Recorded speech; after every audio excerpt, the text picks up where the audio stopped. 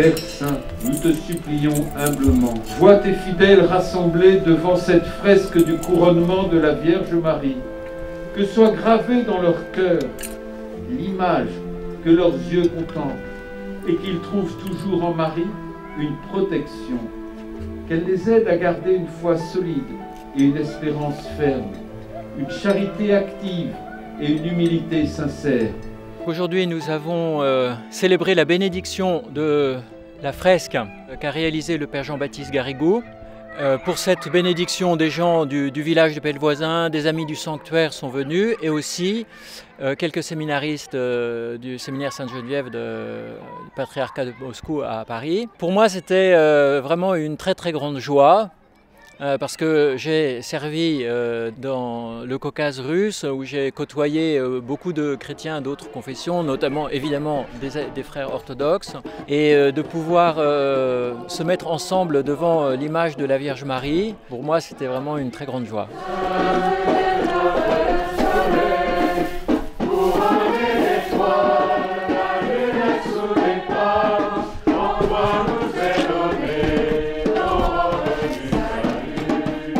Cette fresque, elle est un témoignage de la beauté, l'universalité du christianisme. On voit ici dans la fresque Marie couronnée par le Christ. Cette composition existe dans l'Église orthodoxe si on considère que l'orthodoxie a ses racines dans l'Église romaine des débuts du christianisme. On trouve dans des sanctuaires à Rome des 8e, 9e siècle, on a ces compositions. Donc on est en pleine histoire de l'orthodoxie au sens historique.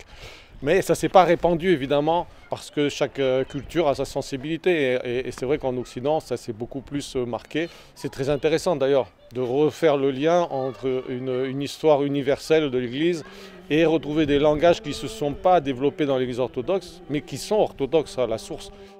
Fils du Dieu vivant, par ta passion, tu as préservé ta mère et de toute souillure, garde-nous du péché. C'est très riche, il y a beaucoup d'interprétations, c'est un peu eschatologique, c'est même presque des paraboles. Des fois, il y a des signes qui veulent dire ça, des rappels de ceci.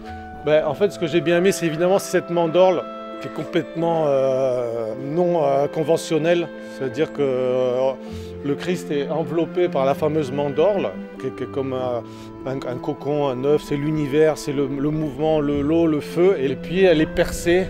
C'est un peu comme une poche de la grâce qui s'ouvre et le feu de la révélation coule sur Saint Jean qui reçoit le message de l'Écriture. Enfin, c'est des petits détails comme ça qui sont assez forts dans la forme de l'expression.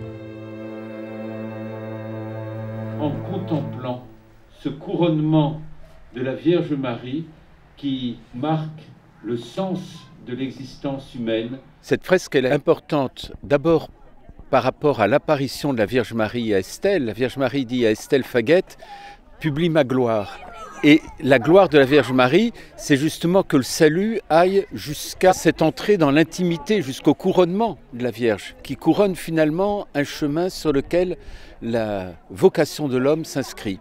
Et puis le deuxième élément qui me semble important et capital dans cette fresque à Pellevoisin, c'est de rappeler sans cesse aux hommes d'aujourd'hui que non seulement ils sont délivrés de la mort, mais qu'ils sont appelés à vivre éternellement dans la relation d'amour du Père et du Fils dans l'Esprit Saint. Cette fresque, c'est vrai que c'est très chouette et ça touche vraiment tout type de personnes. On a vu des gens tout près d'ici qui ne connaissaient pas encore Pellevoisin, donc c'était touchant, quoi. Voilà, c'était vraiment très, très beau. Elle me plaît beaucoup parce que je suis très sensible à tous ces actes de culture, que ce genre d'événement nous permet de mettre en valeur en faisant découvrir tout ce qui n'est pas visible. Tu as écrasé la tête des démons. En inclinant la tête devant, le précurseur est descendu. Dans les flots tu as illuminé l'univers pour qu'il te glorifie, Sauveur. Je suis venu avec mes confrères pour participer à la consécration de la fresque à la Mère de Dieu. C'est une fresque orthodoxe. C'était un moment très particulier qui témoigne de notre unité entre les chrétiens.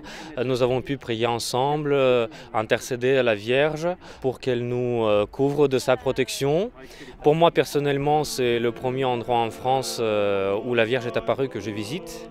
Je n'ai jamais été à Lourdes, donc je me sens un vrai pèlerin aujourd'hui.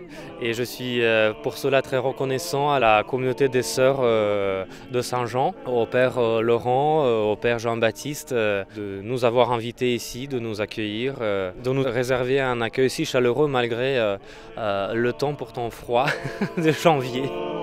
Oh, Jésus-Christ, parvenu au coucher.